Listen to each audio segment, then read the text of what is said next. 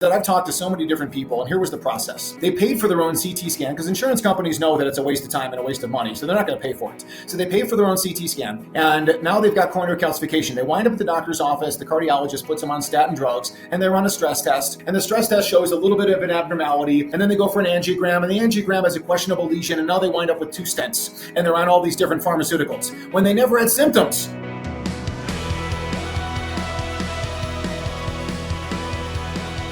Well, folks, my guest on today's show is a guy I've known and known of for quite some time. I think way back in the days of the Paleo FX conference down in Austin, Texas, I used to run into this cat.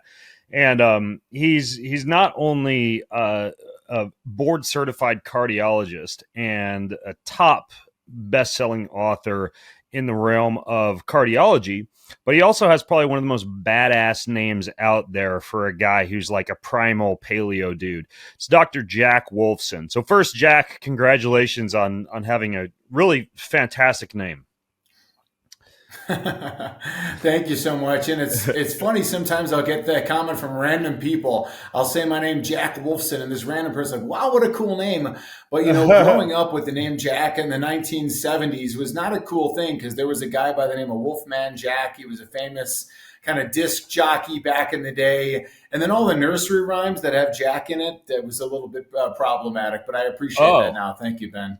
Okay, well, we'll just call you Dr. Wolf. So, anyways, though, for those of you who may not be familiar with Jack, and by the way, I'll put the show notes for everything we talk about over at bengreenfieldlife.com/Wolfson, WOLFSON, bengreenfieldlife.com/Wolfson.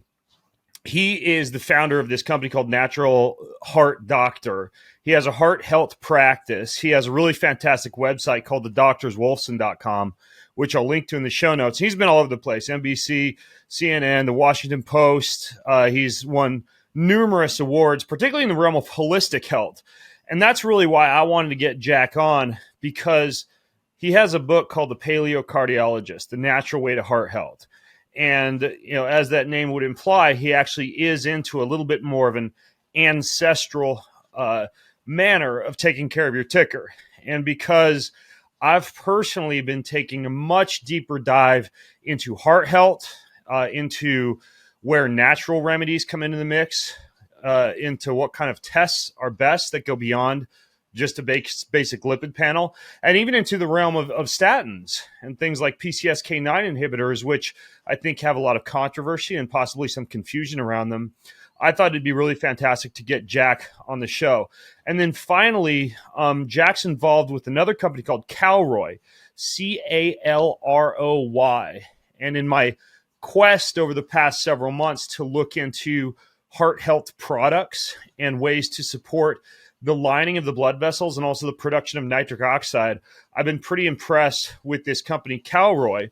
And so I was pleased to see Jack's involved with them as well. And hopefully we'll get a chance to talk a little bit about particularly two of their supplements, their main supplements that I'm really interested in myself, the Vascanox for nitric oxide and the arterial support compound called Arterosil, which kind of have I have all these labels in my pantry, and there's a label for heart health products, and those are the two that are in there, along with a little bit of a natto, vitamin E, and a couple of other choice things.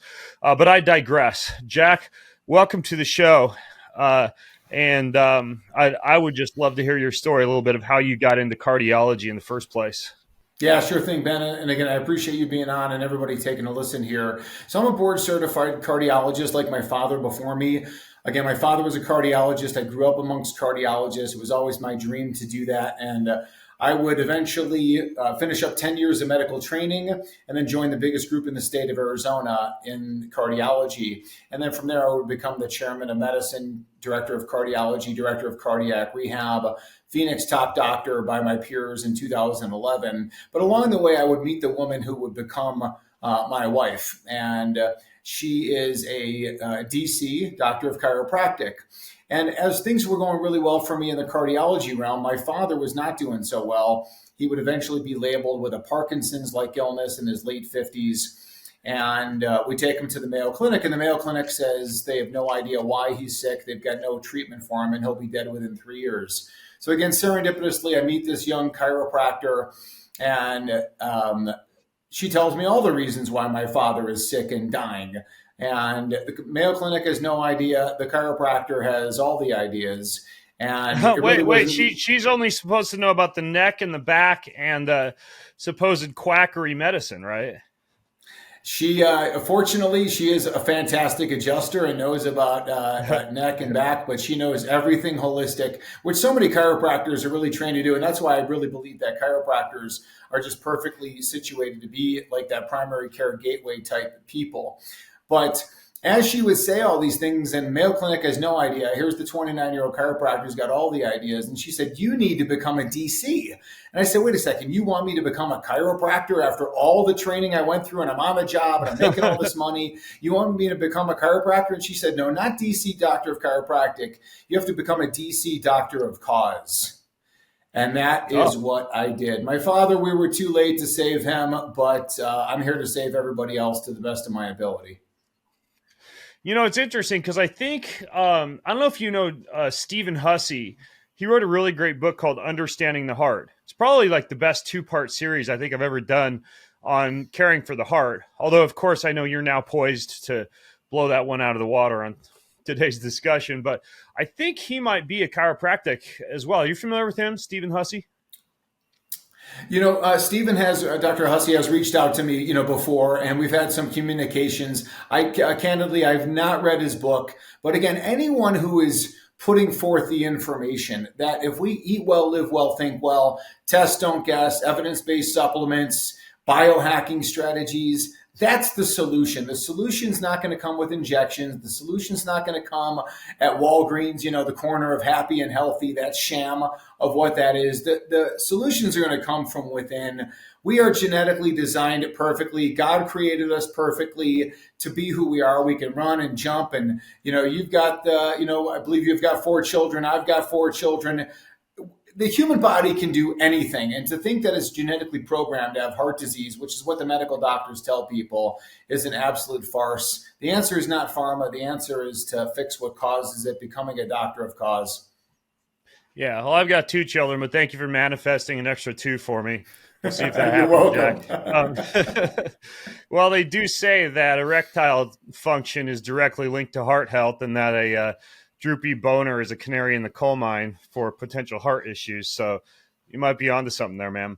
And that actually leads into something I want to talk a little bit about, not just nitric oxide, but, you know, there's so many directions I could go with you. And I've talked a lot in the past about stress and measuring HRV, about sleep, about magnesium and minerals, about red light therapy, about a lot of these things that might be considered more natural in the realm of heart health. But something I've been trying to really wrap my head around lately is this concept. It's kind of a mouthful, but I haven't talked about it on the podcast much. So I want to start with some things I haven't talked about before. And that's this thing called the endothelial glycocalyx. I realize that's a mouthful. It makes me sound really smart to be able to spit that out. But I've been increasingly interested in it because after getting my plaque, calcium score several months ago and having a higher value than what I really like to see, in some of my digging, it turns out that for me to address the health of the endothelial glycocalyx is really important. It's something that I think a lot of people aren't aware of. So I was wondering if you could unpack that a little bit and explain what that is and why it's important when it comes to heart health. Yeah, most certainly. So the blood vessel, an artery, for example, a coronary artery that you say develops calcification, which obviously it does based on a CT scan, which I'll be happy to dive into more because I'm totally anti-CT scans. I'm anti-radiation, anti-CT scans, but we'll go from there and to say that the blood vessel itself is broken down classically into 3 layers, what's called the intima, which is the closest to blood flow. And then there's the media, which are smooth muscle cells that help the blood vessel expand and contract. And there's the adventitia, which is a support layer to the intima and the media. Now, the intima has a one cell layer called the endothelium. And that's a one cell layer, and that does some magical things inside the blood vessel. But attached to the endothelium is this hair-like layer called the glycocalyx. And the glycocalyx, I want everyone to envision as this seaweed, almost like seaweed floating at the bottom of an ocean. The seaweed is kind of floating back and forth and back and forth.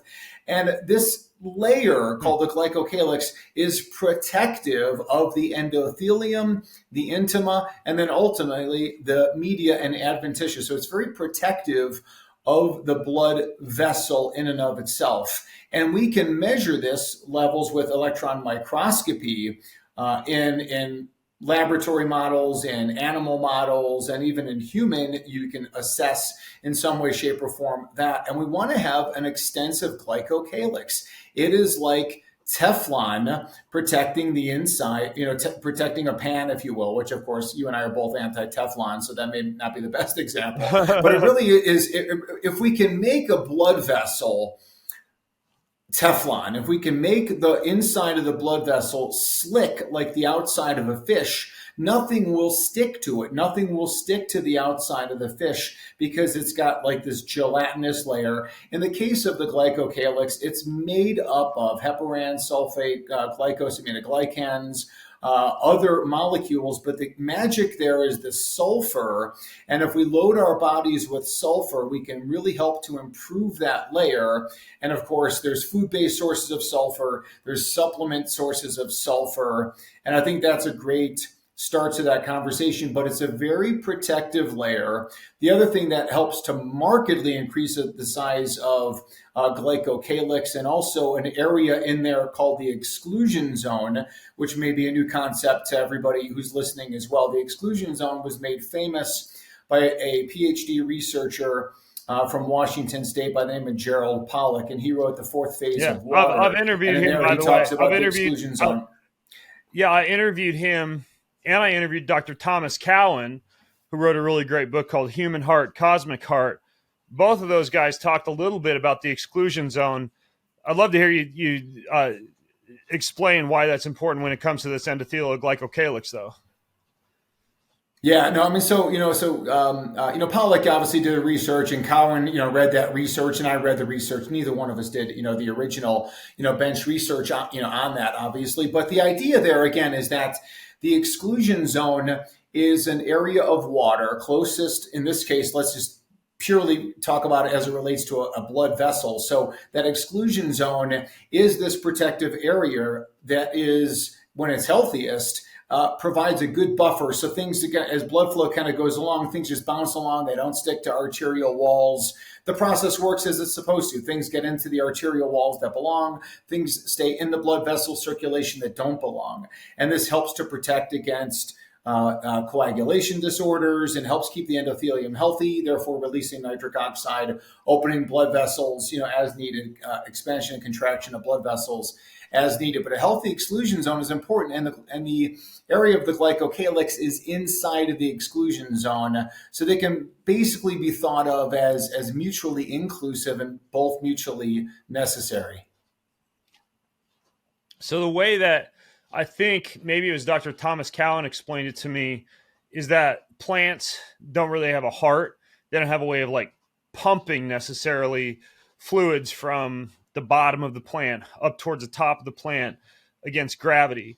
And it's more the flow of liquid via electricity, meaning like a positive charge, I think, on the outside of the vessel and a negative charge on the inside, that allows for fluids to be able to be pulled up through the plant against gravity. And that if you have a similar exclusion zone inside your body, in the arteries, for example, you have less resistance of blood flow when the heart contracts, and that allows more blood and more oxygen to be delivered with less resistance all the way through into the tiny capillaries at like the end of the fingertips and the end of the toes. And that by having a body that's got good electrolytes, good minerals, good hydration, exposure to photons of light like infrared light, sunlight, etc., and even earthing and grounding and being in contact with the surface of the planet, you would therefore have kind of like a healthier exclusion zone. Am I on the right track there? Yeah, no, 100%, Ben. As per usual with you. No, I mean your grasp of that is absolutely fantastic. One thing I don't know much about Dr. Cowan's book, and but I do know it has been asked of me is whether or not the heart is a pump, and I guess he would say that it's not a pump, and I would say that it is a pump, but that's really just semantics because on a macro vascular level, as far as the heart, pumps and so it squeezes and it relaxes. So it does all of that classical way you would define a pump. But the question is, what really happens in the capillary areas, because we know that there is no pumping action inside of a capillary, that it is truly dependent on pressure gradients, but then also the electrical gradients that you speak of. And as you maintain healthy electrical gradients, well, then you will have that type of laminar flow that occurs that allows proper nutrient exchange in an appropriate fashion. So that is all inherently true. But the coronary arteries, the body does pump into, the heart pumps into the coronary arteries, blood flow and circulation, but it does take us down to that microscopic level, to the electron microscopic level, where we see the importance of that glycocalyx, and then again, nutrients and supportive processes that support that. And again, I think it just goes into the whole concept of what we do at Natural Heart Doctor, which is eat well, live well, think well. What foods support, what foods don't support, what lifestyle supports, as you mentioned, sleep, sunshine, the physical activity, movement, you on the treadmill right now, avoiding the environmental toxins and pollutants that can interfere with the endothelial glycocalyx and interfere with endothelial function, epithelial function of the gut in and of itself. And that's a critically important area, to discuss. And then the thought processes, what is our level of spirituality? What is our belief system, our purpose, our passion, our sense of community? All these things and they're all equally as important, right? The eat well is just as important as the live well and the think well. So many different areas to go in that arena. Yeah. I've talked about, a lot of that stuff, positive emotions, low stress, good sleep, exposure to the surface of the planet, being outdoors, getting into the sunlight, a sauna practice, even with something like infrared, et cetera. And, I've even discussed that point that you brought up about whether or not the heart is a pump a couple of times. Like, I think it's more semantics, like you mentioned. I think that the concept of the heart being spaced or enclosed in this, I think it's a tetrahedral like shape within the chest, lends itself to the concept of the heart muscles contracting and producing almost like this spiralizing effect when the heart contracts. And that spiralizing effect, in a very similar manner as like a structured water filter that a lot of people are into in their homes now, causes the blood as it's released from the heart to be almost like swirling, and that would create this exclusion zone that creates less resistance to blood flow through the body. So it's almost like the heart is a pump and the heart is contracting, but it's the nature of the contraction being a little bit more complex than I think many of us are taught in, say, like anatomy or biology. And it's the lending of the nature of the shape of the heart in the chest and the spiralizing effect of the heart, creating almost like a spiralizing blood flow through the body that I think is the subtle nuance when it comes to whether or not the heart is a pump.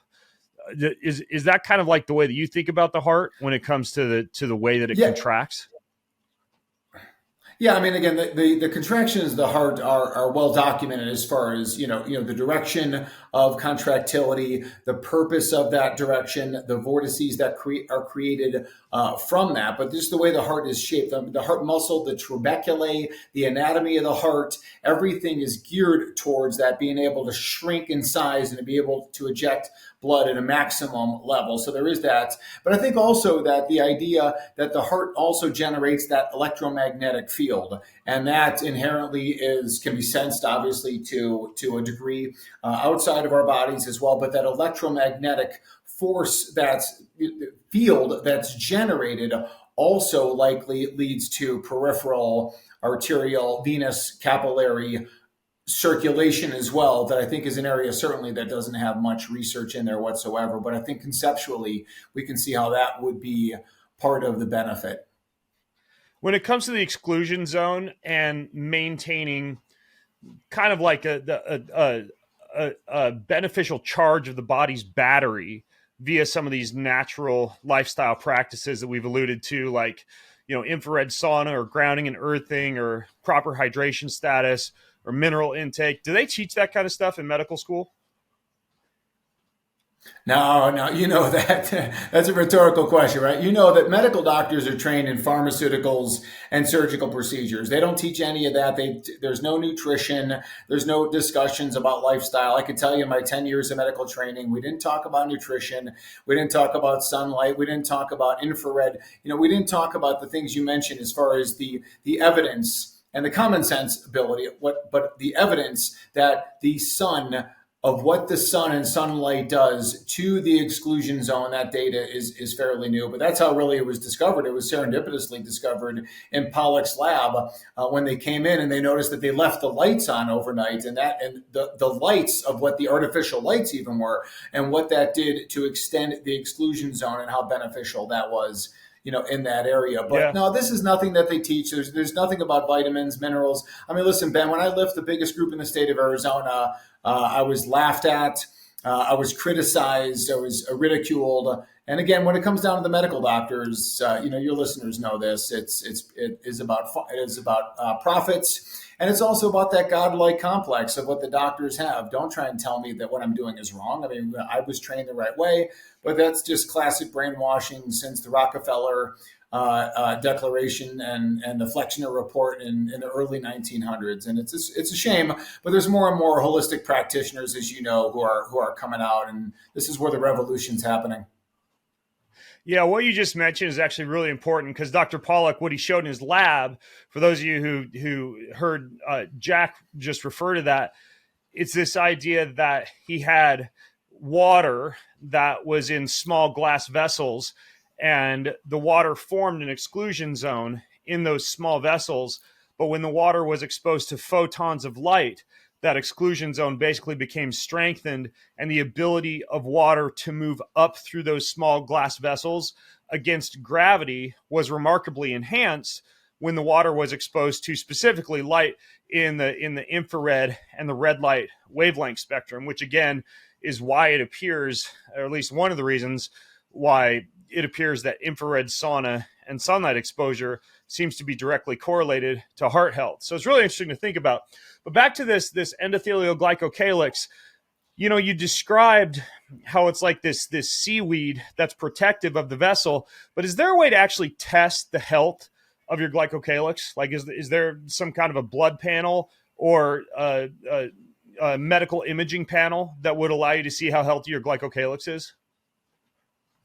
Yeah, unfortunately, there really is not a way to determine that. And of course, you're familiar with salivary nitric oxide testing, and we can dive into that a little bit. And I think that's our best surrogate marker at this time. I think, if it was looked at, we can probably correlate carotid intima media thickness and probably use that as a surrogate marker for endothelial function and for the size of the glycocalyx.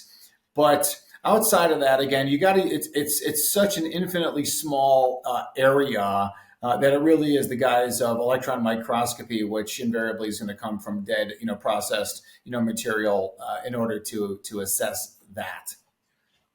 Yeah, those salivary nitric oxide tests are pretty cool. I interviewed Dr. Nathan Bryan about nitric oxide a few years ago. And after I did, he was like, well, you can test it. And he sent me some sublingual nitric oxide tablets, which are amazing. I mean, like, I've used Viagra before, and I've also dissolved those tablets in my mouth.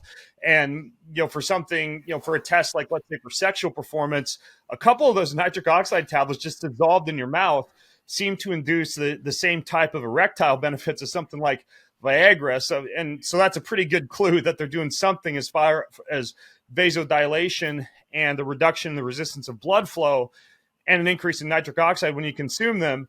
But he also sent me those little test strips. I think they were salivary, like you mentioned, in the mouth, and they turn a different color based on the amount of nitric oxide that you produce. Am I thinking of the same thing? Yeah, no, that's definitely what it is. And let me tell you a little story. So, Viagra was not invented as an ED drug, and Viagra was supposed to be a blood pressure lowering drug and a drug for angina. So, what happened was that the pharmaceutical companies know that increasing nitric oxide would be beneficial and potentially would be a new blood pressure drug. Raise nitric oxide, lower blood pressure. Obviously, we'll talk about ways to do that naturally. But the pharmaceutical company, Pfizer, they're doing the studies on this new pharmaceutical, and they find that it's lowering blood pressure in men and women. But then they also find that the men have this particular interesting side effect. And some women had it as well, as far as clitoral enlargement and blood flow, and therefore better orgasm for the female. But in the men in particular, they noticed this very interesting thing where the men they're looking for side effects, right? Nausea, vomiting, diarrhea, constipation, cough, infections, whatever. But the men start checking off this box for better erectile function. So Pfizer says, who cares about another blood pressure drug, a new blood pressure drug, an anti-anginal drug? We've got Viagra, and that's how Viagra was born. But you're right, men are not deficient in Viagra. They're deficient in the things that would increase nitric oxide naturally. But then further to segue about pharma, when I was in the late 1990s, with some of my medical residency buddies, and we're in the doctor's lounge, and the reps for Pfizer would come in and they would just throw Viagra all over the table. And, they're like, here, guys, go try it out, go do your thing, see what happens. And of course, start prescribing it for patients. So it really was, the creation of a multi, $100 billion drug, many times over. And there's different options. And again, I'm not opposed to the use of those pharmaceuticals for a whole variety of measures. But again, pharma should always come at the end of the game, not at the beginning. The beginning of the game is all the things that we talk about: eat well, live well, think well, and the test, don't guess, and the biohacking strategies, evidence-based supplements. There's a time and a place for modern medicine. God bless the men and women who, I'm not here to trash them, but they got, the men and women who work in emergency and trauma, but for everything else, medicine's a total failure. Yeah, and I realize we're bouncing all over the place here. And don't worry, I got some stuff I want to come back to about the glycocalyx. But to stay on this topic of nitric oxide, I've always had better results with nitric oxide supplements, whether it's beet powder or these dissolvable nitric oxide tablets. I've even chewed, I don't know if I should be doing this, but I've chewed on the Calroy one, the Vascanox Calroy one for nitric oxide. I feel like I get a better release when I'm chewing or dissolving nitric oxide precursors in my mouth. Now, this is interesting because I think it was Dr. Nathan Bryan, when I interviewed him, who talked about how people who use mouthwash regularly or who nuke the biome in their mouth don't have the bacteria present in the mouth that would allow for the conversion of nitric oxide precursors from foods like arugula or beetroot, etc., to be able to be converted into nitric oxide in the body. And so I think the same thing has been said for, I don't know if it was Dr. Bryan who said this, but I think fluoridated toothpaste was another one that you want to be careful with. But is there something to this idea of when you're using something, even Viagra, for example, like the dissolvable troches, not necessarily Viagra, but sildenafil or tadalafil, or the active ingredient in Viagra, seems to work best when you dissolve it in your mouth. So what's going on as far as, and this might just be myth or my own perception, but a better response to nitric oxide supplements or pharmaceuticals when you dissolve them in your mouth? Yeah, well, kind of two different things right there. And again, your understanding of that is totally spot on. And yeah, when you destroy the gut, the oral microbiome, the gut microbiome, all bets are off on all this stuff. So we rely on the oral microbiome in order to turn food-based nitrate into nitrite. And if you're deficient there, what's so beneficial about the Vascanox product is that it is potassium nitrite. So you're kind of bypassing that one step of oral conversion, nitrate into nitrite. In addition, you're getting all the potassium, which has an infinite number of body benefits. We always talk about magnesium and other supplements. We invariably forget about potassium and the importance thereof. And actually, Vascanox is a great source of potassium inside the potassium nitrite. So that's going to be beneficial there. And then it's very important to have the acidic stomach in order to convert the nitrite into nitric oxide and therefore absorb. Now, why don't people have acidic stomachs? For all the reasons that you already know, why people have low stomach acid levels from all the different pharmaceuticals, from the fluoride that inhibits the proton pump, from high chlorine, from the antibiotics. I mean, so many different things that destroy all of that. And invariably, having a good oral microbiome, not using mouthwash, all the things that we do inside of Eat Well, Live Well, Think Well, everything helps everything. Now, in the case of sildenafil, what the troches would do is that it just allows for faster absorption. It's not going to work. It's not better efficacy, but it's going to be potentially quicker because that doesn't require any kind of activation process. It purely is a bioavailability. And I think in a lot of ways it's a marketing ploy, right? Because nobody wants to take Viagra an hour before sexual activity. They want to take it like immediately and then be sexually active. Listen, I do want to, say one comment too to everybody, as it relates to, the stress that everyone is under and sexual, libido and erectile function, that it is much more likely to be a brain issue as opposed to a circulation blood flow issue. The brain has to be optimized in a variety of ways. When you're metaphorically getting chased by a tiger, right? In our paleo days, we're getting chased by a tiger. You don't stop to check out the scenery. You don't stop to check out the beautiful, woman when you're running away from a tiger, because those people have been naturally selected to be dead. They were eaten by the tiger.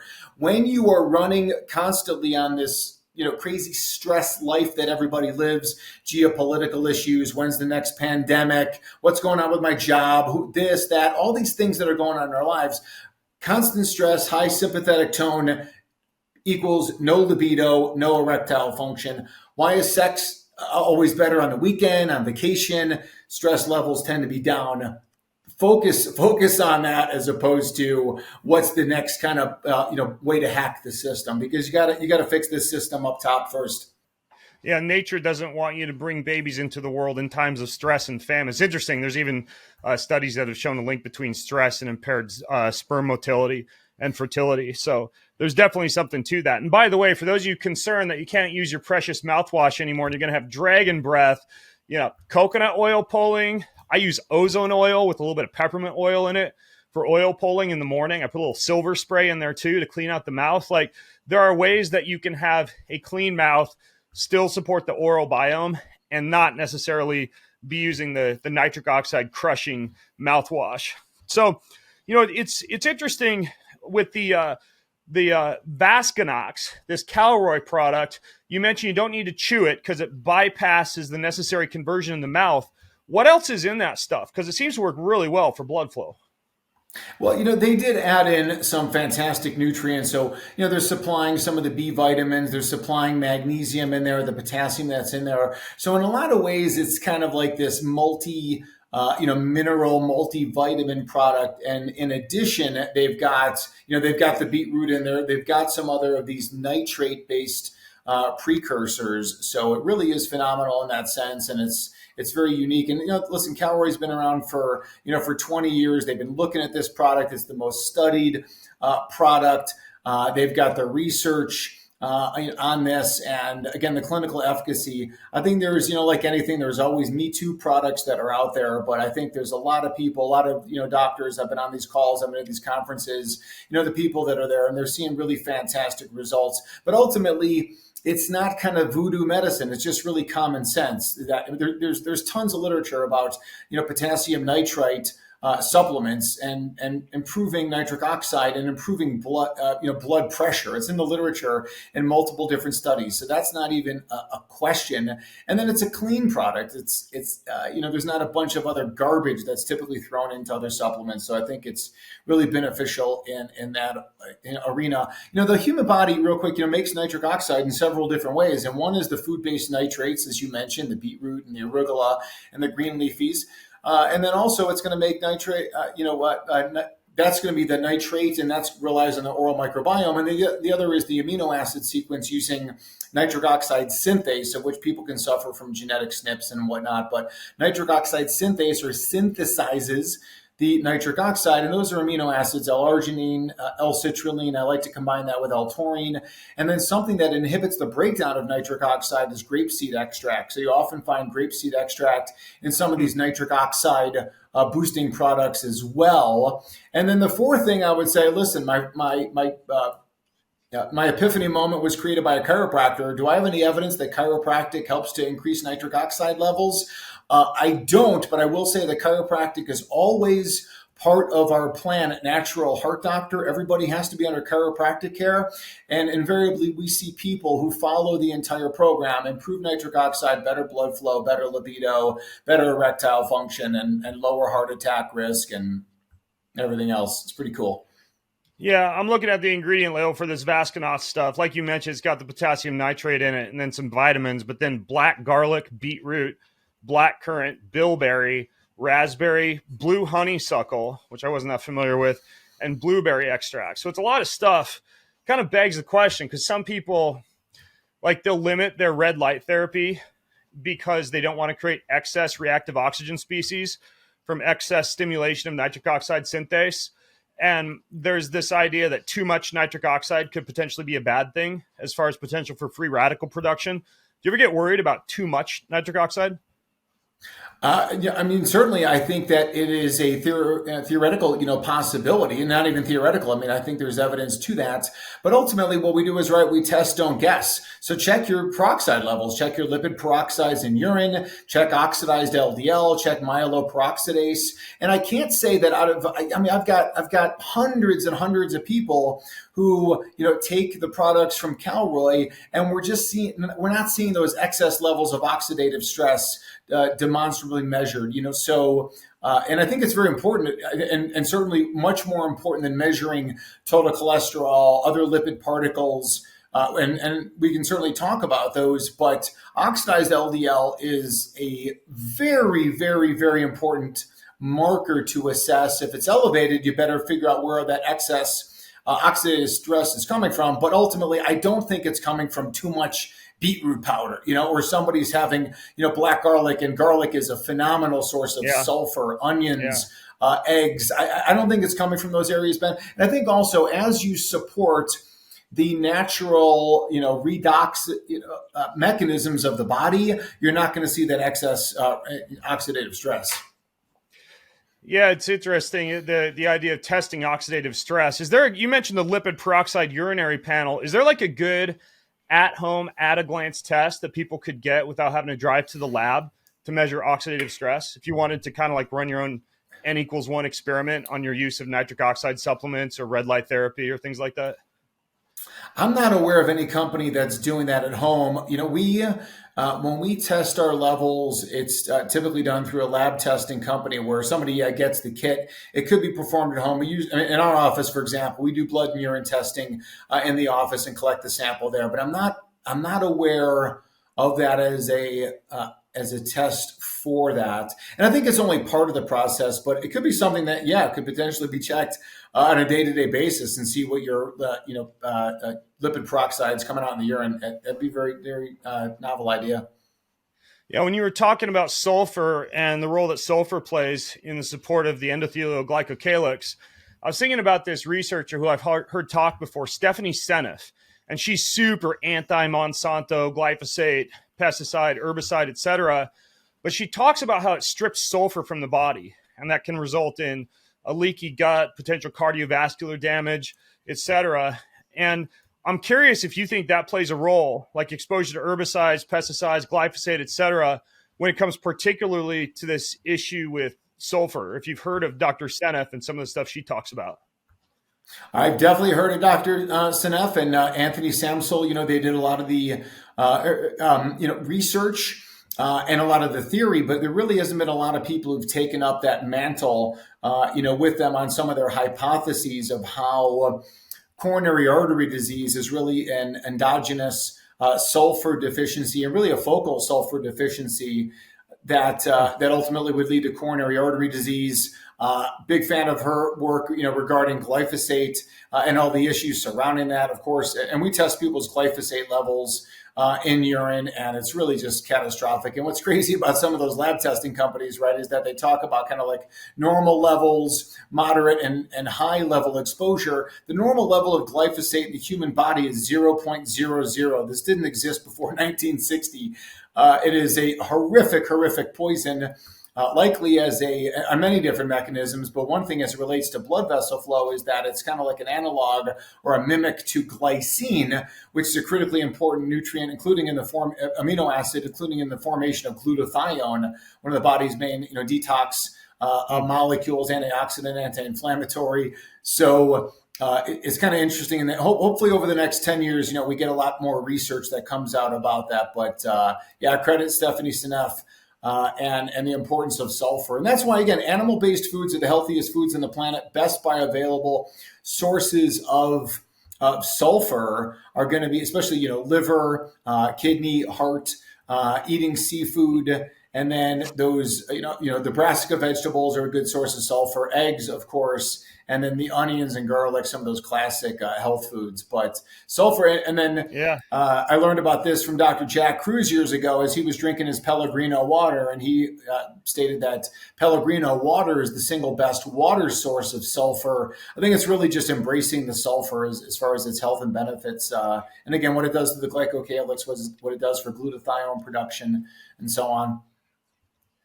Yeah, you're speaking my language. I had sous vide kidney with a little bone marrow butter that I infused with garlic and onion last night for dinner. So I had a nice sulfurous meal last night for dinner, and a beetroot salad. So I was getting or a beet and beetroot salad. So I was getting my beets as well for the nitric oxide. It's interesting when I'm looking at the label of this Arterosil stuff. It obviously doesn't have liver and kidney in it. There's a lot of sulfurous precursors in there, like onion and garlic and asparagus. But it's really interesting because you were talking about how the glycocalyx is kind of like seaweed. And I noticed on the label, the top ingredient is green seaweed extract. Is that because that's a source of sulfur or sulfur support? It is interesting how like the two of them go together, because it really is like this seaweed-like layer that's floating back and forth. And just, the seaweed just kind of happened, to be a phenomenal source. And again, they're the only ones who get this green seaweed extract, that's very high in this particular molecule of remnant sulfate. And it is the best source. Nobody else has it. But it was my kind of connection as I learned about this several years ago, that it was like this seaweed layer. And the fact that it comes from seaweed, I think, is really interesting. And maybe in some kind of way, it's just telling us like that is really nature's solution to that particular area. Does any of that stuff have any impact, the two Calroy products, on plaque or calcium scan or calcium scan? Yeah, score? most certainly. Yeah, most certainly. I mean, so we talked a lot about Vascanox, which works perfectly alone or in combination for anybody and everyone concerned about cardiovascular issues, which is the number one killer in the world. So Arterosil was the first product I had a lot of experience with. And that is, again, that's going to be that seaweed extract formulation, again, with some other nutrients in there that all support the glycocalyx. And what we saw from my friend and mentor, Dr. Mark Houston, I was a contributor on his book of integrative cardiology, which is exciting to see integrative cardiology in textbook form going into medical schools. It was very exciting to see that. And I was a contributing author in that textbook. And in that sense, he does a blood pressure trial on Arterosil, and it shows blood pressure reduction, particularly in the diastolic fashion, of 10 points, which is great. It just improved blood vessel health, circulation, the glycocalyx, and then ultimately, as it related to the ability to potentially decrease plaque formation, and they had some data again as it relates, to that as well. I personally think. Yeah, but what about plaque reversal? What about plaque reversal? Like not just slowing down formation, but what if somebody has a high calcium scan score? Yeah, and again, I don't want to speak out of again, maybe what they are allowed. I don't want to make any claims on behalf of them. That's for sure. But I will tell you that when I see someone Ben, and they come in with coronary artery calcification. They come in with a scan that shows it's high. And again, so I'll say it again, and you and I could talk about this. I'm anti-CT scan. But that being said, if you do have coronary artery disease, I think that Arterosil and Vascanox, but certainly Arterosil, is the perfect product for that particular arena. And I do believe that it reverses plaque not only in the coronary anatomy, but also in the carotid and peripherally. And I tell you, we see a lot of plaque reversal, a lot of plaque stabilization, hardening of that plaque. So turning it from that soft plaque that's prone to rupture into the hard plaque. But it's definitely part of anybody with coronary artery disease, coronary artery calcification. And then also I'll throw one more thing too. There's a lot of people out there that have heart rhythm disorders such as atrial fibrillation that put them at excess stroke risk. And again, I'm not making any claims on behalf of the company.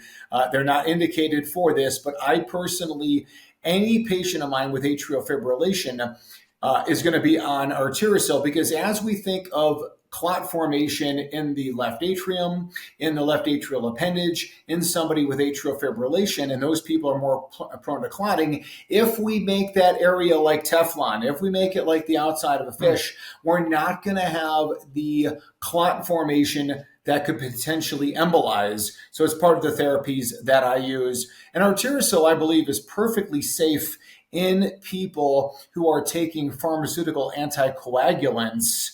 Unlike what I have someone on nattokinase in addition to a pharmaceutical, I don't believe that that's necessary and could be potentially dangerous. You mean combining nattokinase with some other blood coagulant could be dangerous? Yeah, so something like Eliquis, so Eliquis, Pradaxa, Xarelto, those, and certainly warfarin, Coumadin. In that scenario, I would not use the combination thereof. I would use either or. And I think in a lot of people, based on their risk of a thromboembolic event in atrial fibrillation or people with previous stroke history, I think there's opportunities for conversations, for those people as far as like what's the best natural holistic approach to stroke prevention. Why are you so anti-CT scan, man? I'm anti two things. I'm anti-radiation. I think all radiation leads to coronary artery disease, cancer, and dementia. Number two, radiation, we have to say any test that we do, Ben, and you know this as well as I do, any test that we do, how is it going to change our strategies? So if someone was to say, okay, if you've got a lot of coronary calcification or some coronary calcification, you're going to go on a statin drug. If your arteries have no calcification, then no statin drug. That theory could be, utilized. But how do your results, Ben, change what happened to you? So if you do have mild coronary calcification, again, I don't know, what your score was or what your scan was. Is it causing you to do a lot more biohacking and supplements in that arena? Maybe it did for you, but I would say, listen, based on laboratory. I'll tell you my logic, Jack. Like, basically, if I do a CT scan and I find out that I have a high amount of plaque, then that might influence my lifestyle decisions pretty significantly in terms of like how much high intensity exercise that I might be doing, what type of supplements that I may or may not start on, whether or not I might consider medications to assist with that plaque removal.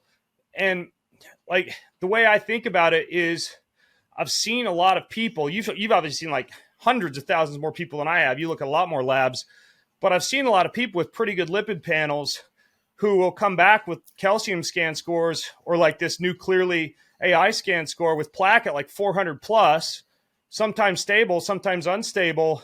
And I get kind of concerned about folks like that going out and doing an Ironman triathlon or not paying attention to, their mineral status, their sauna habits, their hydration, their use of some of the products that we talked about. I feel like if it's high, you'd probably go out of your way to almost like baby your heart a little bit more and engage in lifestyle and nutrition practices that would help to manage that plaque and that calcium. Because correct me if I'm wrong, but Isn't that like the definition of a widowmaker when that stuff breaks loose?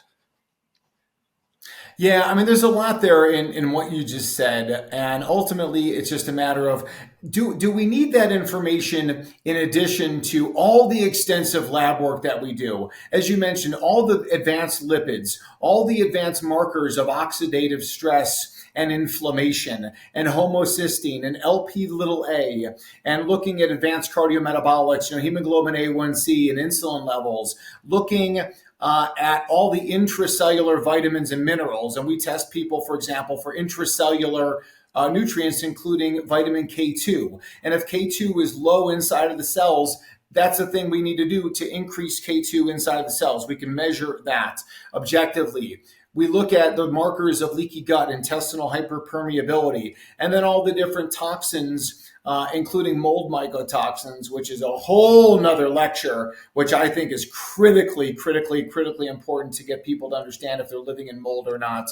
And then by taking all of that data and then now trying to make them into a better, healthier version of themselves, I think that's the strategy. And this sequentially following by CT, they'll claim it's not a lot of radiation. It's plenty of radiation.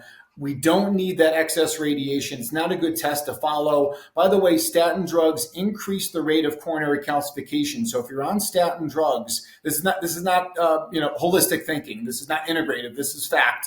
Statin drugs increase the rate of coronary calcification, so you should not do a CT scan and then expect a lower result after being on statin drugs. That's not the case. Would the increase in coronary calcification from statin drugs be an increase that would be over and above what you might experience if you had a high calcium or plaque score? Meaning, like, if I have high calcium or high plaque and I take a statin, then would the decreased amount of plaque that occurs as a result of me taking that statin outpace any amount of coronary calcification that would occur as a result of me taking that statin? So statin drugs increase the plaque and they increase the coronary calcification.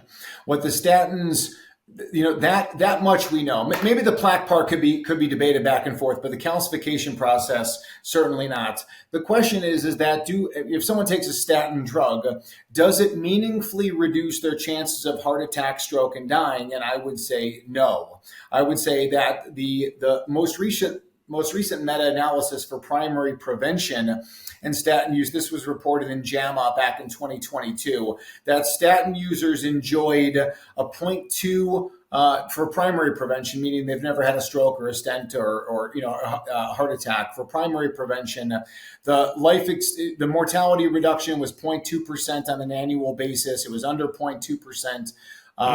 For heart attacks and almost non-existent for stroke. The data gets a little bit better for secondary prevention.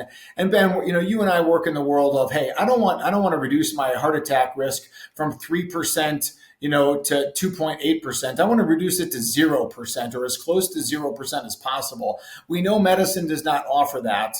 And I think in our arena, we come pretty darn close. But the way to follow that is not with CT scans. The way to follow it, I believe, is with most advanced lab testing in the world. We don't need to radiate ourselves to prove it. And I think also, Ben, one final thought on that is that I've talked to so many different people, and here was the process. They paid for their own CT scan because insurance companies know that it's a waste of time and a waste of money, so they're not going to pay for it. So they pay for their own CT scan. And now they've got coronary calcification. They wind up at the doctor's office. The cardiologist puts them on statin drugs, and they run a stress test. And the stress test shows a little bit of an abnormality. And then they go for an angiogram, and the angiogram has a questionable lesion. And now they wind up with 2 stents, and they're on all these different pharmaceuticals when they never had symptoms. They never had symptoms. Yeah, so now you took someone. It's just Ben, one more thing. Let me finalize this. I was walking around and again, you're totally geek out on biohacking and early detection, all the stuff. So I'm walking past this place that orders total body MRI for $650. So $650, and they put it under the guise of prevention. You don't prevent anything with that. It could be early detection, but if you MRI a body, you're going to find tons of stuff what the radiologists love. We found a nodule here. Let's ultrasound it. Let's CT it. Let's follow it. Let's follow it. Let's follow it. And as they follow this stuff over time with radiation-based technology, what they found were this benign thyroid nodule, but they turned it into cancer, but they'll say it's a good thing we kept checking because we found your cancer.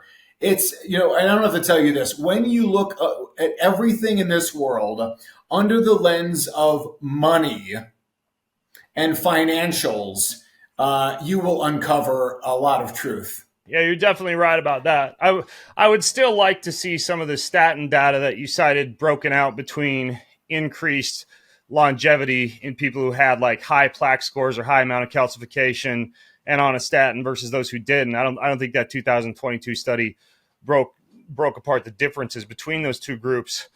But back to the CT scan. I mean, I've done a couple. I always take a lot of iodine afterwards because it's the only thing I've seen evidence behind for soaking up some of the radiative damage. But of the list of tests that you kind of went through that you do as part of your practice, and I'll link to your book in the show notes at bengreenfieldlife.com/Wolfson, because I know a lot of people might want to take a deeper dive into those tests. Do any of those give you like a pretty good clue about plaque accumulation? Well, I think, when you have inflammation, oxidative stress, when you have Lp(a), when you have depletion of these intracellular vitamins and nutrients, you're much more likely going to have plaque or coronary calcification and everything else, really, because the beauty of everything that we do with the blood work is that it's going to tell us, well, okay, because of this, you're at increased cardiac risk, you're at increased cancer risk, increased stroke risk, and increased dementia risk, and all these other things that the advanced testing does, and it's non-invasive and therefore not dangerous. To your point though, as far as the statin drugs and breaking down that data, again, you could say, okay, listen, even in the people that have known coronary artery disease, have known if they've had cardiac events, the secondary prevention statin data is just very underwhelming.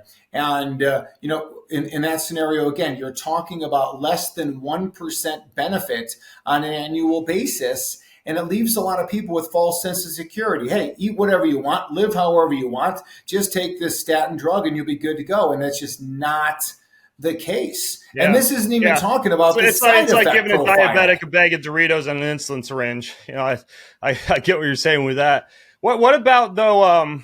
As far as testing, there's one company called Preventia that has a heart panel, HART. It's apparently like a protein marker panel that does a pretty good job predicting high calcium score or plaque accumulation. Are you familiar with that test at all, or any of these blood biomarker tests that kind of allow you to do a blood test to do what a CT scan might, but without the radiation? Yeah, I'm familiar with those, but Ben, I make this comment all the time. Like, it's really easy to be a conventional cardiologist, right? That career was super simple. Someone comes in, someone's got concerns. Here's your pharmaceuticals. Here's the test that we're going to do, and I'm going to make a lot of money off those tests. Life is real simple. You get into our arena, right? And you're talking about food, and you're talking about lifestyle, and you're talking about thought processes, and you're talking about a zillion different type of tests and a million different type of supplements and, just infinite number of biohacking strategies, right? That part's difficult. But in general, I think that when we look at those markers of inflammation, oxidative stress, so HSCRP, LPPLA2, the myeloperoxidase, the oxLDL, the lipid peroxides, we can get a lot of great information based on all those things. Looking at homocysteine, again, back to the mold mycotoxins. I've done presentations. I've got slides. Ben, I've got a slide, 14 different mechanisms of mycotoxin cardiovascular toxicity, from LDL receptor dysfunction to autonomic impaired autonomic function, coagulation disorders, destruction of gut microbiome, intestinal permeability, inflammation, stress, just from mold mycotoxins. I would implore you, if you haven't talked to people about the mold mycotoxin story, big problem. Oh, yeah. I've talked about it a little bit. Yeah. What do you do about mycotoxins, by the way? What's your approach, your strategy with the patient? Well, I mean, again, you got to find the source of it in someone's home and either remediate it or move out of it. I mean, but this is mentioned in the book of Leviticus. In Leviticus, they describe, and this is 3,500 years ago, written by Moses. So in the book of Leviticus, they talk about all the problems related to living in a mold contaminated home. And then they give you strategies of how to remediate it. And if mold is therefore still growing, they tell you to break down the components of the home on your land and move them to a significant distance away so you are no longer exposed. And it is an area. Well, God knew what was up.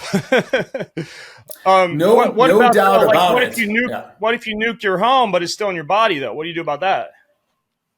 Well, eventually they'll come out of your body, but I do think there are some good evidence-based binders, and a lot of those binders really come from the animal industry because they feed the animal mold-contaminated grains, and those ranchers are not going to turn them into grass-fed animals. They're going to continue to feed a mold-contaminated grain, but they're going to look for some strategies to sop up or bind up those mold mycotoxins. And there's evidence of activated charcoal, bentonite clay in that area. So a lot of those, I use a lot of fulvic and humic acid as some of those binders. Oh, yeah. And anything that helps to crank up glutathione. Glutathione helps. And back to your point about sauna, you and I are both big advocates of sauna. The data on sauna, especially the good old-fashioned sweat boxes from Finland, on what that does to lower mortality. It's beautifully beneficial, but then you add in the infrared component and what infrared does for the detox mechanisms to help us detox the mold mycotoxins is critical. But that's a huge area that people need to look at. And the number of cardiologists who understand mold mycotoxicity and cardiovascular disease, you may be talking to the only guy who gets it, but it's a big one. It's a real big one. Yeah, you don't hear cardiologists talking about that. I recently, and this is probably due to my travel and the number of hotels and Airbnbs that I stay in, but I tested somewhat elevated for 5 different urinary mycotoxins. I'm using a strategy now very similar to what you just described. I've been doing deep sauna sweats, actually usually with the Calroy nitric oxide prior for the blood flow, but with a binder, typically an hour or so before. I've been using the Quicksilver Scientific charcoal binder. And then also I've been doing that prior to bed, along with a higher intake of glutathione and acetylcysteine to help to clear some of those mycotoxins out of the body. So I've been focusing on that a little bit myself. And, oddly enough, I felt like my bowel function and my brain function has improved remarkably in the past couple of months since starting into that. So, yeah, it's something that I'm glad you brought up because a lot of people don't realize the link between that and heart disease. Yeah, let me just kind of add a little bit to that, just so everyone understands what the mold mycotoxins are, right? So mold in an environment releases its Army, its Navy, Air Force, Marines. Those are mycotoxins. There's other VOCs that you can smell, right? That musty smell of your grandparents' home, that was mold. And the mycotoxins, they're there as a survival mechanism by the mold. It wants to kill off other things in its environment because it wants to survive. It's been around here a long time. So in that arena, well, that was how penicillin was first discovered. Penicillin is a mold mycotoxin, and Fleming is in his lab. He sees that mold mycotoxins, mold's growing in his petri dish, it's killing off his bacteria. So pharma eventually turns that into penicillin. Another famous one is mycophenolic acid, and we test people's levels of mycophenolic acid. It's very high in so many people, and it's an environmental mold mycotoxin. Mycophenolic acid was discovered in 1933 as an immunosuppressant. So wouldn't you know, eventually Big Pharma puts it in a capsule, and now that is called Cellcept. Cellcept is such a powerful immunosuppressant. It's what they give to people who get an organ transplant. You get a new heart, new liver, new kidney, and now you take Cellcept to prevent organ transplant rejection. All it is, Ben, is a mold mycotoxin in a capsule. This is powerful stuff. So what does it mean to the immune system and all of the things that the immune system polices, whether it's cardiovascular disease, cancer, COVID, anything else you think of? What the immune system is doing to police it. And if you're living in mycophenolic acid, and it's not personal by the mold, I guess, as far as I know, mold doesn't have the consciousness to decide it wants to kill humans. It just wants to survive. So we talk about all these different environmental toxins in our world, right? We talk about asbestos and mercury and lead and arsenic and EMF. None of them have the deliberate intent to injure, mold does. Yeah, I think it might be a living organism, man. You hear about that rhizomal network. That's the world's largest living organism, or at least planet Earth's largest living organism underneath the ground. So you never know. It could be one giant avatar planet, and all this mold has it out for us like an alien. That cell step stuff you talked about, is that something that you use in your practice? Oh, no, no, no. I mean, so that's going to be used in a prescription basis.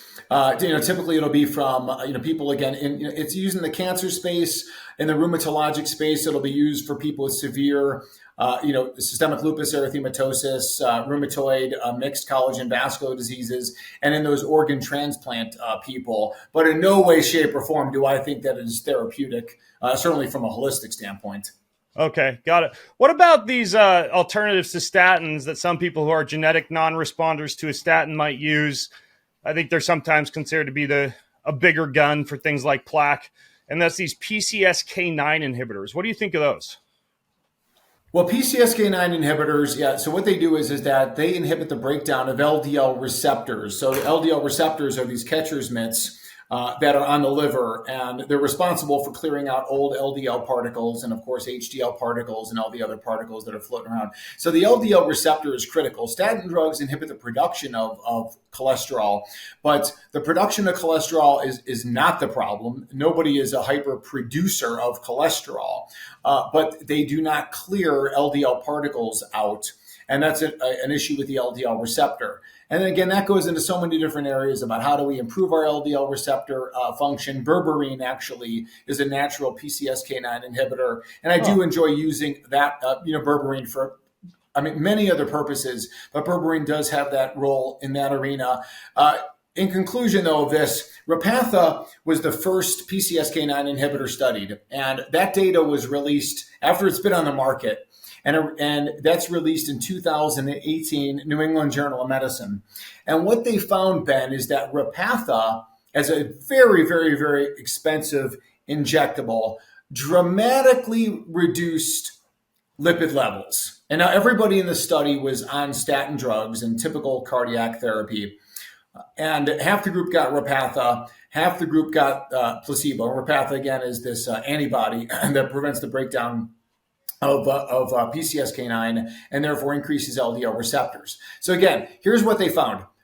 It decreased heart attack risk in a couple of years by a little. It decreased stroke risk in a couple of years by a little, over and above statin drug alone. But what they found, non-significantly, a non-significant value, but get this, Ben, in the placebo group, 428 people died. In the Repatha group, 444 people died. So more people died, although not statistically significant, in the Repatha group. Who would ever want to take a drug where potentially more people die? Not me. Yeah. So, and have they ever done a study like that in people? Have they ever done a study like that with the PCSK9 inhibitor in people with a lot of plaque versus people who don't have very much, and seeing if there's a difference between the two groups?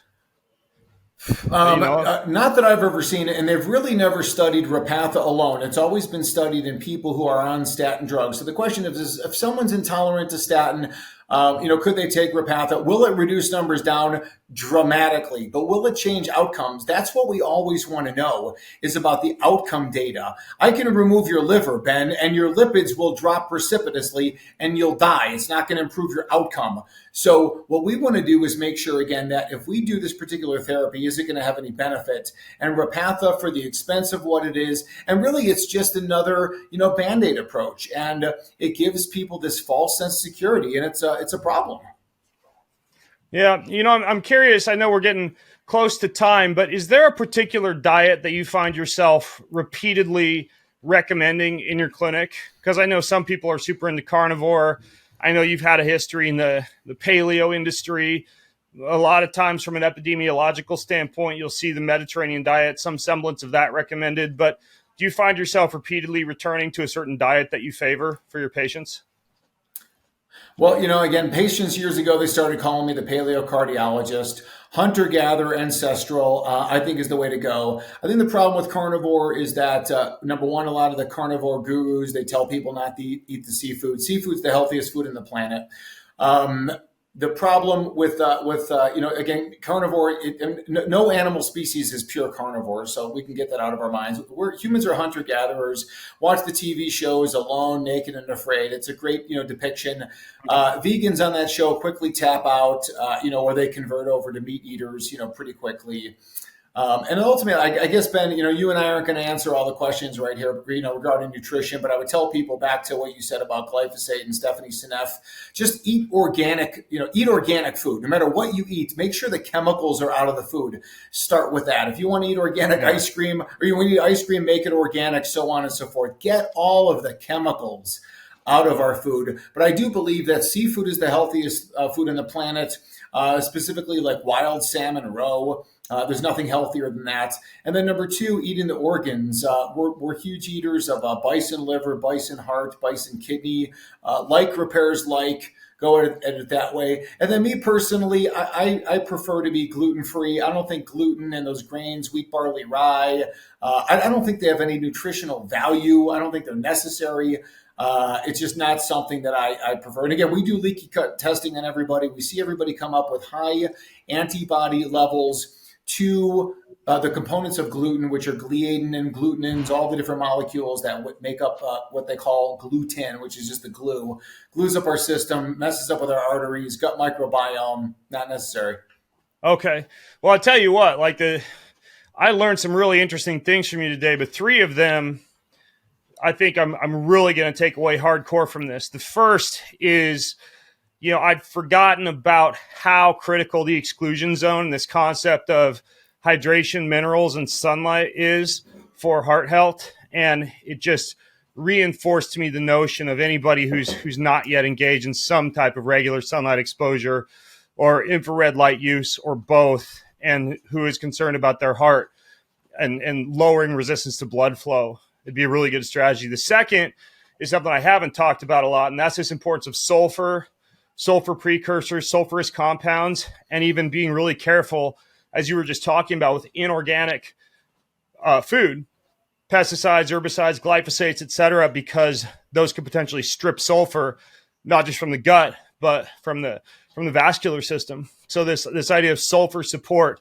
is, I think, also important. And then I didn't know that about berberine as almost like a natural balancer of LDL receptor status, but considering it's also a pretty powerful blood glucose disposal agent for enhancing insulin sensitivity and glucose uptake, I think there's definitely something to be said for berberine. Although for me, you'll like this. I'm looking out my window right now, and I have an Oregon grape root that just grows like weeds on my property, and I can dig that up and shave it, and the root that I can make tea out of or use the shavings of is pretty much identical as far as the biochemical activity of it to berberine. So I'll need to harvest a little bit more Oregon grapefruit for my heart. And so yeah, you're chock full of interesting information, Jack. I mean, the paleocardiologist book, I know, and your website, the doctors Wolfson.com, which I assume you run with your wife, are also really good sources of information. Any other good sources of information that you point people to who want to catch up with your stuff? Yeah, well, naturalheartdoctor.com is my preferred website. My wife and I do have that co-site, but Natural Heart Doctor is where we get all the heart health information. And I will say this too, Ben, I know you're, again, you got, Kion Coffee, and your, I don't know your current coffee status, but I do talk a lot about the heart health benefits of coffee, because I grew up as a coffee drinker. Yeah. My father was a coffee drinker. Back then it was, Folgers and Hills Brothers and, gas station coffee. But as you look at the data, because a lot of people are told by their doctor to get off coffee or caffeine, and that's a major mistake. And actually, coffee drinkers have less atrial fibrillation. In fact, there's one study that shows that 6 or more cups of coffee per day led to the lowest AFib risk. Coffee drinkers have less AFib, less stroke, less heart attacks. Coffee drinkers, women in particular, this study showed that women who drink coffee after a heart attack have a lower risk of dying, which is pretty cool. Obviously, the cancer benefits, the brain benefits, the longevity benefits of it, and especially when you're drinking good organic, mold mycotoxin-free coffee. I think it's absolutely spectacular. So listen, if somebody doesn't feel well on caffeine, don't drink it. But if it doesn't bother you and you really enjoy it, then I think you should. Just another example of how cardiologists have no training in nutrition. And it's interesting too, Ben, there's another study actually where they gave caffeine tablets to people with paroxysmal AFib versus placebo, and the group that got the caffeine tablets had less recurrent AFib than those who got the placebo. It's pretty interesting. That's crazy. There's like that stereotypical idea of somebody drinking a cup of coffee and clutching their chest with a heart attack from excess nervous system stimulation. But yeah, I've seen some similar data, man. So thank you. Your check's in the mail for advertising the wonderful Kion organic coffee. But yeah, I'm a fan. I have typically when I travel a cup every morning, 2 to 4 cups a week at home. So, all right, well, we can throw coffee into the mix as well, folks. And all the show notes are going to be at bengreenfieldlife.com/Wolfson, WOLFSON. I'll link to Jack's book, his other materials, studies, and other podcasts that I cited in this podcast. And Jack, thanks so much for coming on, man. My pleasure. Thank you so much, Ben. Thank you. All right, folks. Till next time, I'm Ben Greenfield along with Jack Wolfson, signing out from bengreenfieldlife.com. Have an amazing week.